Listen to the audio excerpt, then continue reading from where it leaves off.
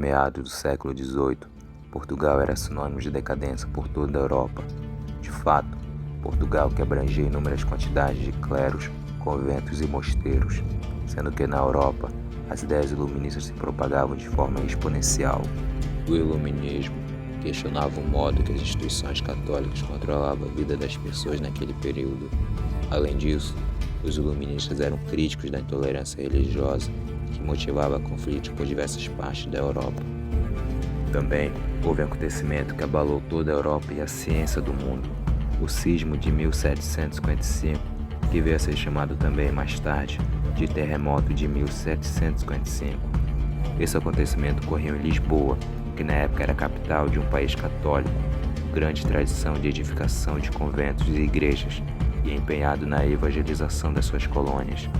O fato do terremoto ocorrer em dia santo e destruir várias igrejas importantes, dentro das quais muitos fiéis reuniam-se para celebrar a data, levantou muitas questões religiosas por toda a Europa. Para a mentalidade religiosa do século XVIII, foi uma manifestação da ira divina de difícil explicação. Esse acontecimento teve um impacto político e socioeconômico enorme na sociedade portuguesa, da qual trouxe sérias consequências na sua política. De tal forma, com Dom José I assumindo o trono português em 1750, Portugal sofre diversas alterações em seu quadro social. O ministro Sebastião José de Carvalho e Melo, mais conhecido como Marquês de Pombal, realiza uma política de restauração nacional. Vale ressaltar sobre o modo que Marquês de Pombal agia. Essa maneira de atuar ficou conhecida como déspota esclarecido, que seria uma pessoa que mantém absolutismo e realiza reformas iluministas ao mesmo tempo. As medidas de Marquês de Pombal foram totalmente diferentes em Portugal e no Brasil, que na época ainda era uma colônia. É o que veremos agora.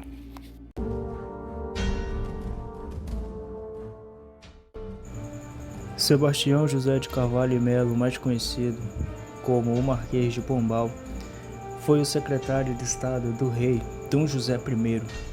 Foi responsável pelo conjunto de reformas que visavam reestruturar o poder do Estado português, tanto em sua metrópole quanto nas suas áreas de domínio.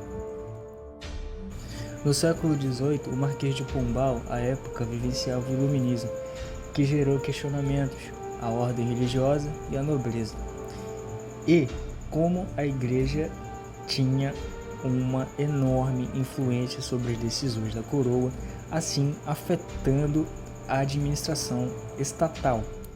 Para Pombal, antes da chegada da Companhia de Jesus, Portugal havia vivido um marco com as conquistas ultramarinas e com sua liderança mundial no processo da expansão colonial. E com a chegada dos jesuítas em 1540, representou para o Marquês o começo da decadência e do fanatismo em Portugal. Esta decadência, em 1750, se deu início às reformas pombalinas, que visavam alinhar Portugal e trazer a modernidade ao Estado português. E essa modernidade só poderia vir com a completa reestruturação do sistema colonial e da reestruturação interna de Portugal.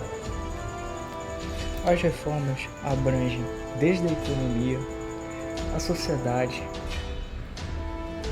até a expulsão dos jesuítas, que era visto como o inimigo número 1 do Estado português por Pombal.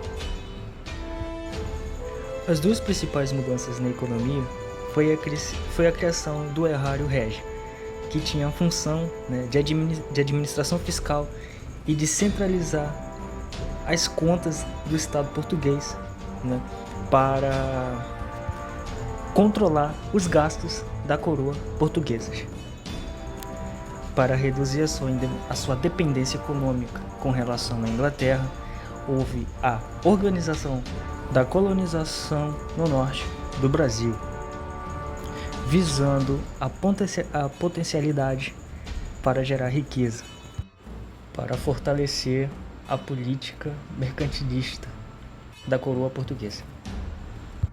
E para alcançar os objetivos de trazer Portugal à modernidade e de fortalecer a política mercantilista, deveria haver a organização, desde a produção agrícola em grande escala à força de trabalho. E essas medidas econômicas de Pombal acabou se chocando com os interesses dos jesuítas e dos índios.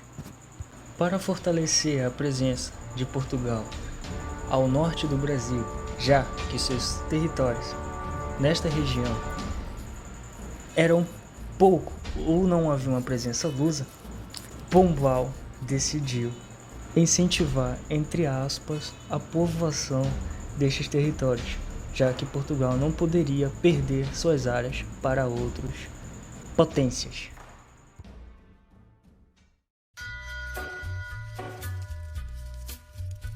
As medidas tomadas por Marquês de Pombal visavam a modernização do país, instituições, aonde se encontrava a denominada por região.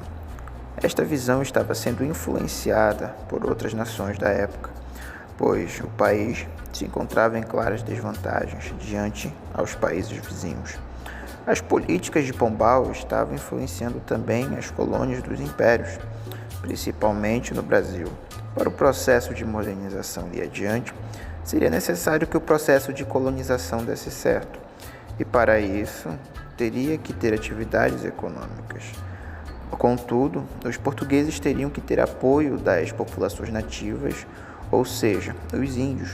O objetivo seria catequizar a população, tendo em vista a transformação dos índios em portugueses, mudando seus nomes e proibindo as suas línguas maternas. O cargo desta missão, de obter apoio, estaria na Companhia de Jesus, que operava especificamente na região do Grão-Pará e mais tarde no Maranhão. Todavia, as expedições seriam lideradas pelo padre Antônio Vieira, tendo como objetivo a catequização dos indígenas. Esses nativos seriam utilizados para a mão de obra, guias em expedições devido ao seu alto conhecimento sobre a região. Os indígenas tinham outras atividades, como as atividades econômicas. Eles produziam especiarias, como por exemplo tabaco, algodão e a mandioca. Porém, ela inicialmente tinha como objetivo ser apenas produzida para autoconsumo. A Companhia de Jesus não estava interessada no bem-estar físico dos indígenas, e sim em salvar suas almas. Entretanto, os índios começaram a fugir de suas aldeias, que era no caso da aldeia de Maracanã, aonde seria a primeira rebelião de fato da província do Grão-Pará, aonde basicamente as comunidades indígenas deram um ultimato para as condições melhores, caso contrário, as fugas iriam continuar.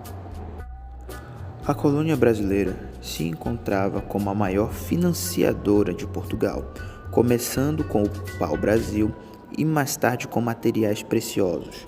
Toda a riqueza não permanecia na colônia, ia diretamente para Portugal, que tinha acordos principalmente com a Inglaterra, e isso seria um dos principais motivos para a modernização e a criação de indústrias na época.